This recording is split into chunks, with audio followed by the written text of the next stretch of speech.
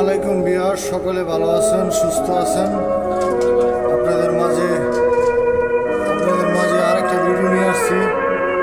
গরমের জন্য অনেক শরীরে অনেক অনেক বিশৃঙ্খলা গন্ধ বাড়ে শরীরে।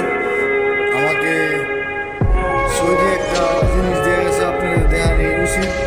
এই দেখেন, পারফিউমের সেন্টার একটা ডিব্বা দিয়ে গেছে, সেন্ট দিয়ে গেছে আমার। এই যে দেখেন, এই সেন্টটা দিয়ে গেছে আমার ব্যবহার করার জন্য।